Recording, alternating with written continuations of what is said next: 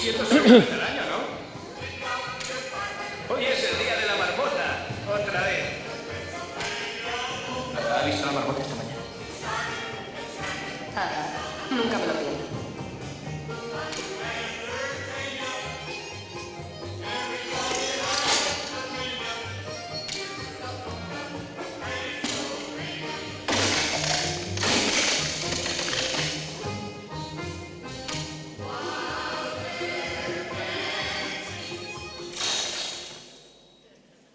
¿Cuántas veces, no? ¿Cuántas veces cuando trabajamos en el coloquio cada año, desde hace tanto tiempo, cada uno de sus lugares dicen, che, ¿cuándo va a ser el momento que la agenda pueda cambiar? Digo, el desafío de este año era decir, ya no es una agenda exógena, sino que es una agenda de la cual todos nosotros somos protagonistas. Y decíamos, arranquemos por mirarnos al espejo. Hay un estudio hecho por Cecilia Mosto, la consultora CEO, en exclusiva para IDEA, que muestra estos resultados. Fíjense. De la población de la ciudad de Buenos Aires y de la provincia de Buenos Aires, solamente un 19% de la población ve valores positivos en los empresarios. El 64% de los líderes, ve poco o nada confiable el rol de los empresarios. El 63% de la población ve el caso Odebrecht, no les hablo de cuadernos, sino el caso Odebrecht, como la forma tradicional en la cual actúan las empresas de la Argentina. Y 26%, solo 26%, piensa que esto es una excepción. En el otro slide van a tener datos que son aún más elocuentes. Cuando uno le pregunta a la sociedad cuáles son las complejidades, y acá hablo de opinión pública más en general, sobre qué pensás vos del empresariado, así, una pregunta bastante más cercana, lo que dicen es que el empresariado está más cerca de las prebendas y del Estado que de lo que realmente está, que de la generación del empleo, que de las inversiones, que de la mirada de largo plazo, que de los proyectos que tienen que ver con el riesgo. Y la otra pregunta que hicimos es, bueno, si este es el diagnóstico en el cual imagino que muchos de ustedes no coinciden, pero después van a tener la posibilidad de dar su opinión. Si este es el diagnóstico, vayamos a las redes sociales de IDEA, preguntémosle a la gente que no forma parte del coloquio de IDEA, que no tiene que ver con una consultora, que no tiene que ver con un estudio, preguntémosle, en este caso fueron 1.659 los votos que tuvimos para participar de la encuesta de qué deberían cambiar los empresarios para lograr que el país avance. El foco está en los empresarios justamente porque tiene que ver con lo que estamos viviendo. ¿Y qué es lo que te dicen? El 52% dice que el cambio que necesitan o que demandan, y esto hablo de una encuesta hecha ad hoc para IDEA, desde las redes de IDEA, es comportarse íntegramente. Algo de lo que venimos hablando todos hace muchos años y de los cuales, como se dijo hoy tantas veces, la mayoría está tratando de lograrlo. Un 25% dice esto de la base de esta charla, que tiene que ver con la construcción colectiva. Entonces, la respuesta que dan ahí es más trabajo colaborativo. Y el otros, que a ustedes que hacen focus groups y que miran en detenimiento, a veces el otros nos da una palabra que es aún más profunda. Fíjense el slide que sigue con los otros. Algunos les dicen pensar más en sus trabajadores, otros les dicen desde lo disruptivo tecnológico, con lo cual hay una mirada que es mucho más lejana del corto plazo. Algunos son más agresivos, como los hay siempre cuando uno pregunta, hay una connotación compleja, que es salir un poco del country y recorrer la calle, que es cuanto menos agresiva esa respuesta. Auditorías permanentes. No todos son iguales, dicen.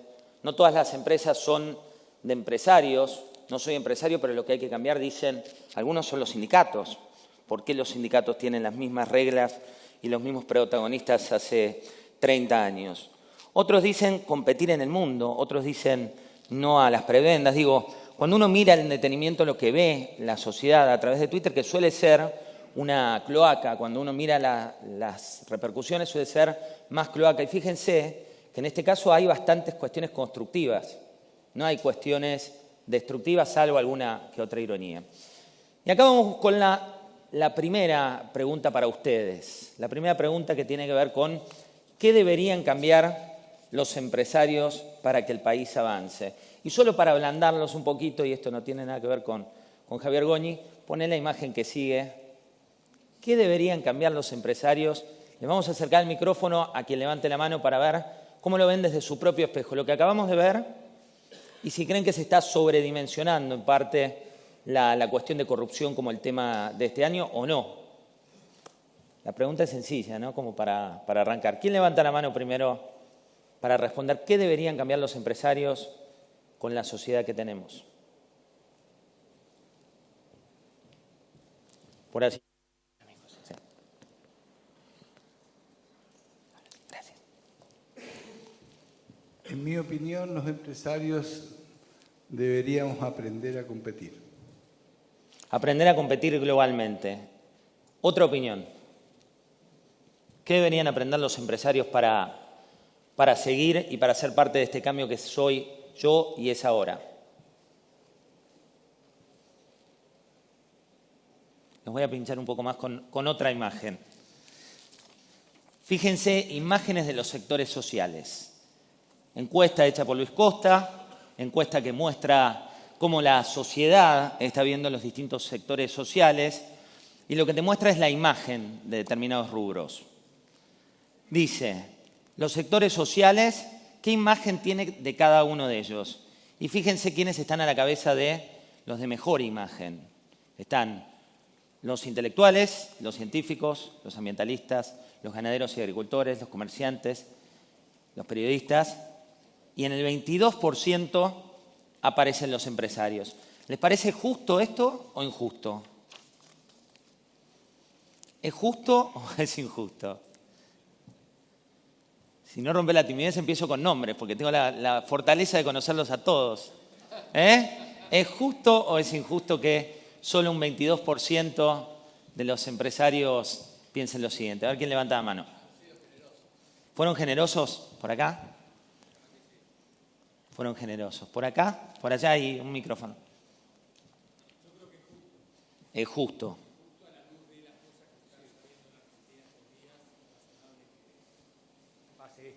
Dice que es justo. Es lógico a la luz de las cosas que están surgiendo en Argentina, las causas públicas, es lógico que haya esta repercusión. Yo creo que es lógico en función de que lo que único que aparece ante la opinión pública es el resultado de los empresarios que operan mal, los empresarios corruptos, los empresarios que todos los días van a trabajar, que cuidan a sus empleados, que invierten en lo que tienen que hacer, generalmente no salen en la opinión pública a contar lo que hacen y tampoco se comprometen en la construcción de políticas sociales, como lo decíamos antes, como lo decía Dante Sica, el tema de las asociaciones. Creo que nos falta protagonismo y participar en el debate público de las políticas públicas, que en definitiva nos afectan después. Entonces, esa parte nosotros creemos, durante mucho tiempo me parece que hemos creído que era suficiente con hacer buenas nuestras empresas, tratar bien a nuestros empleados, a nuestros clientes y a nuestros proveedores, y con eso era suficiente. Y creo que no es suficiente, porque lo que ocupa a la opinión pública es los casos de los que no lo hacen. Y son los casos de los cuadernos, que son muy graves y yo creo que nos dan una enseñanza. No podemos dejar que nos desplacen a los empresarios que trabajamos bien, nos desplacen esta gente de la opinión. Y esa opinión está construida a partir de eso.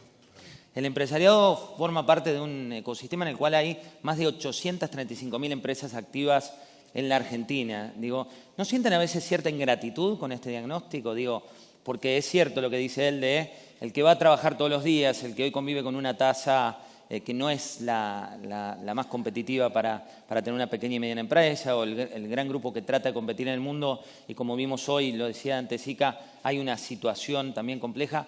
¿Lo ven como algo injusto, algo ingrato? Parece hermoso vos. ¿No? Yo creo que es injusto. Y lo digo de corazón. Si vos mirás todos los logos que hay ahí, yo creo que ninguno está en el cuaderno Gloria, me parece. Y acá debe haber no menos del 20% del PBI, entre el 20 y el 40. Además, vivimos en una Argentina que en 193 años de historia, esto lo aprendí de Luis Seco, sufrió 27 crisis. Creo que eran 11 profundas, 7 muy profundas.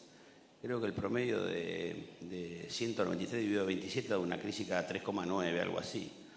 A mí me parece que los empresarios, en serio, los que mencionaba recién Miguel, que invertimos, que trabajamos, que tenemos sueños, que damos empleo, que somos 7 por 24, yo creo que, a ver, me voy a excluir, digamos, yo tengo una empresa también, pero digo, creo que los empresarios en Argentina tienen el derecho a decir que son héroes, igual que los sacerdotes en estos tiempos de hedonismo o los maestros de la primaria. Yo creo que hay mucha clase de empresario. El empresario del Cuaderno Gloria es una parte del empresario argentino, no es todo. Y sí creo que los empresarios tenemos un pecado original, que no supimos juntarnos para poder mostrarle a la sociedad el aporte real que el empresariado hace a la sociedad, que en definitiva, si pensamos que hay 10 millones de argentinos que trabajan y somos 43 millones en total, esos 10 millones son los que están sosteniendo a todo el resto, incluyendo el sector público. Hablando de construir, por allá hay otro comentario. Sí, Alan.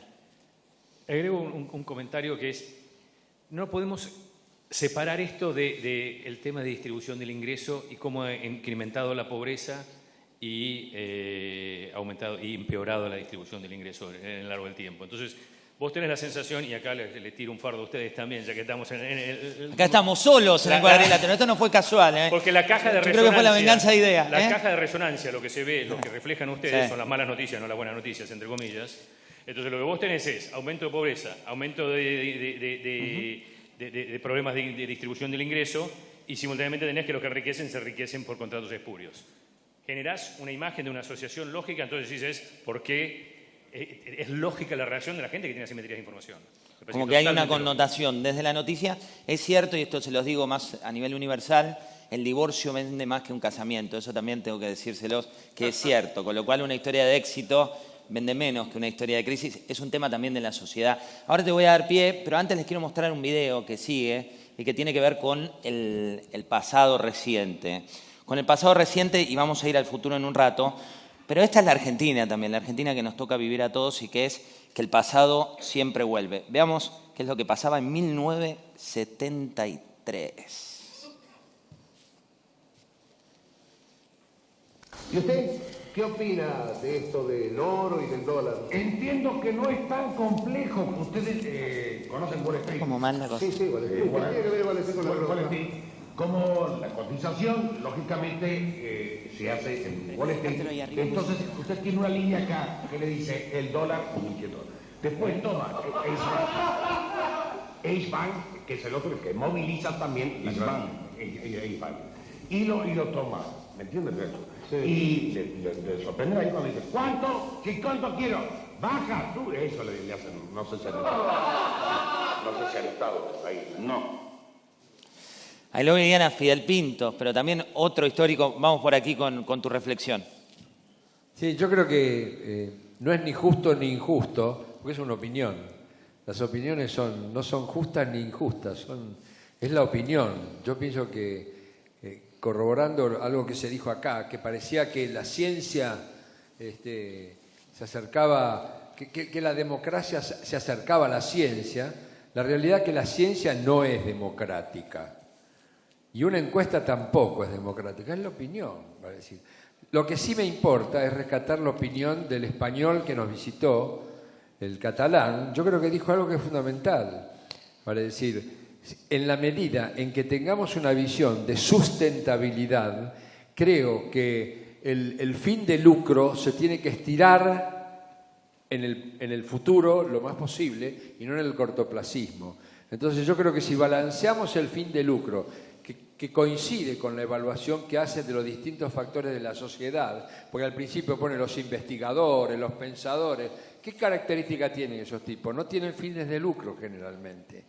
Entonces yo creo que si somos capaces de agregarle valor a la sociedad, si somos capaces de hacerle percibir a la sociedad que nuestro fin de lucro en cierta medida forma parte de una sociedad, porque yo me quedo con una parte de la utilidad, pero simultáneamente lo traslado en inversión en beneficios de una gran sociedad. O sea, si yo soy capaz de decir que me importan ambas cosas y que una me ayuda a conseguir los objetivos de la otra, creo que es una manera de como mínimo acercar el bochín y creo que mejoraríamos el 22. De la reflexión de Iñaki vamos a la reflexión de por allí.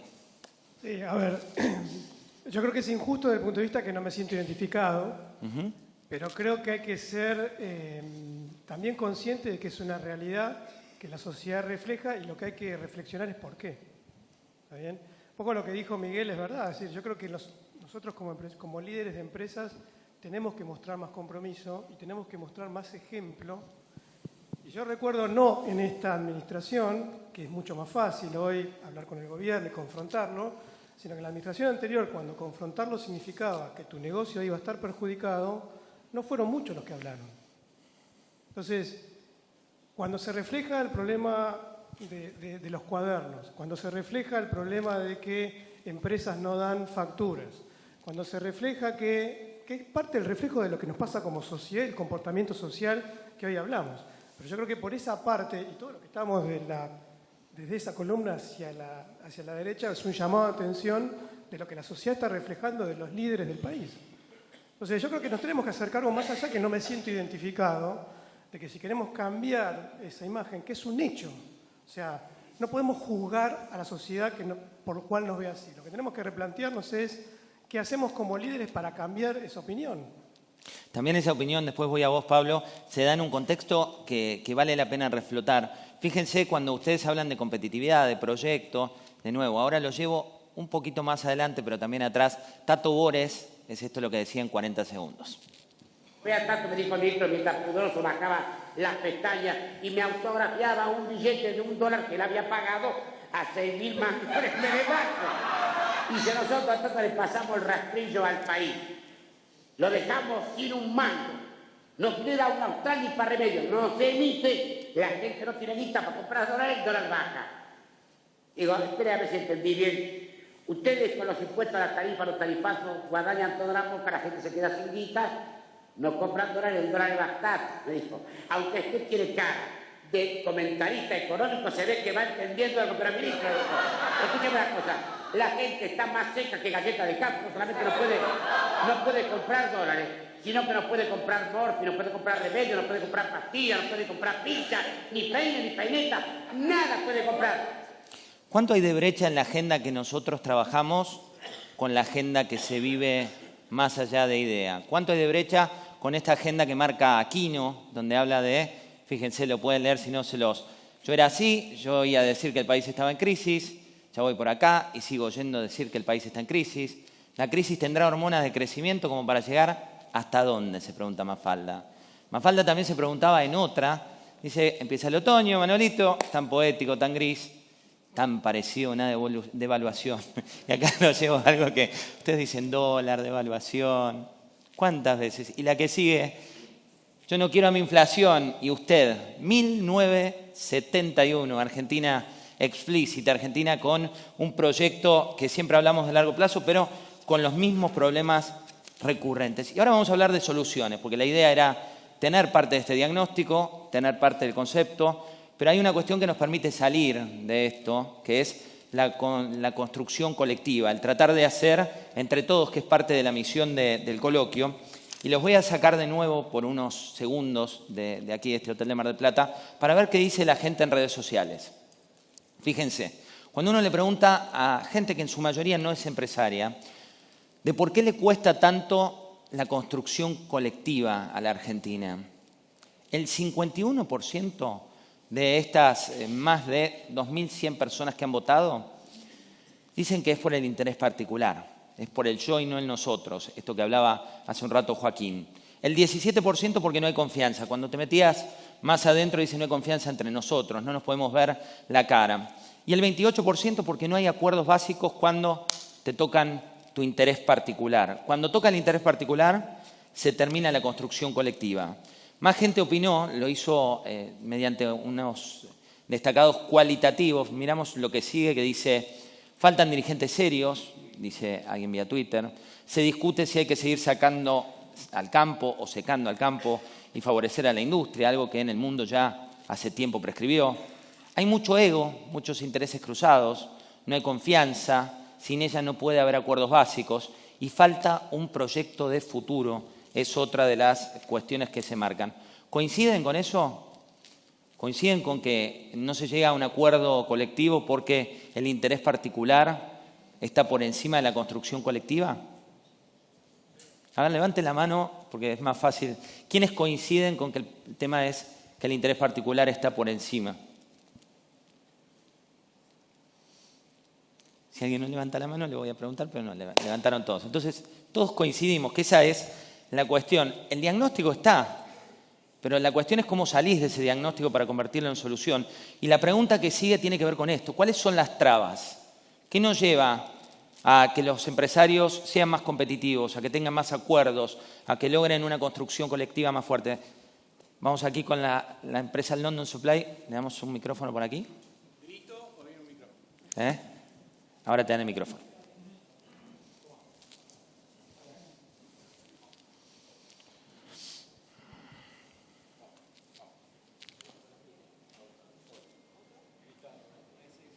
Yo te repito, si no. Yo creo que es un tema de concepción del bien común y solidaridad. Tema de concepción del bien común, de solidaridad. Yo creo que hay otras sociedades, y me remito a Estados Unidos cuando robaban autoestéreos, igual que acá, que salieron con la publicidad de decir no compre autoestéreo, pues está recomprando su propio autoestéreo. Y en 5 meses cayeron las ventas porque el que lo robaba no tenía dónde venderlos. Nosotros íbamos a la calle Libertad y decía, conseguí un modelo mejor, mucho más barato. Me salvé yo y no sabía que estaba alimentando para que me robaran el nuevo autoestéreo.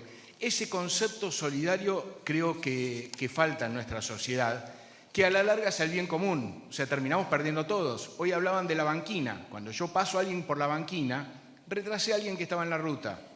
Cuando yo voy por la ruta, me pasa alguien por la banquina y me retrasa a mí. La suma siempre da 0. ¿La suma da 0, Pablo? ¿Coincidís con eso?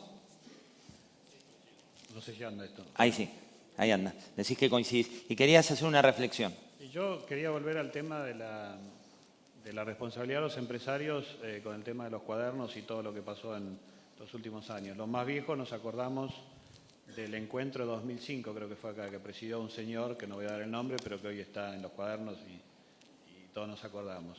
Y la pregunta que quiero hacer es una pregunta, pero es una pregunta destinada a llamar el escándalo. Hay un caso real en la guerra de Vietnam donde un pelotón llegó a una aldea, que se llama My Lai, si no me equivoco, y el 30% de ese pelotón venía muy loco y mató a toda la aldea, ¿sí?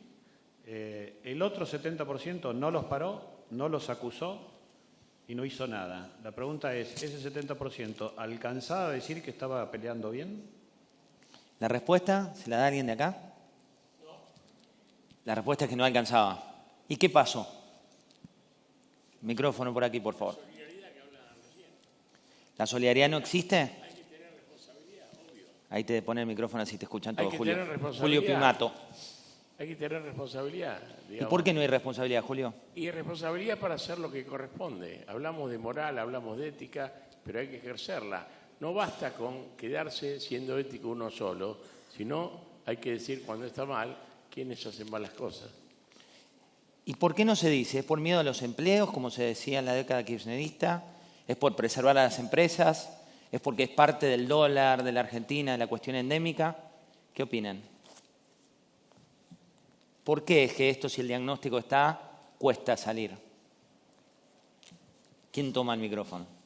Alejandro, te veo por allá. ¿Por qué cuesta salir? Los 10 primeros van a morir, dice. Y es verdad. Eso pasa, ¿no?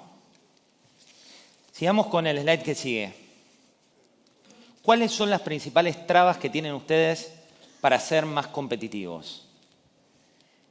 Y esta es la particularidad que se está dando en estos tiempos, que es funcionarios que anuncian impuestos en los que no creen y te lo dicen de manera explícita y amigable, empresarios que se enojan porque la carga tributaria está ya en un volumen récord, y la gente que vota a través de acá, que no son, les repito porque me tomé el trabajo de mirar, no les digo los 2.357 votos, pero que habré visto unos 1.000 más o menos vi, y no son empresarios los que responden.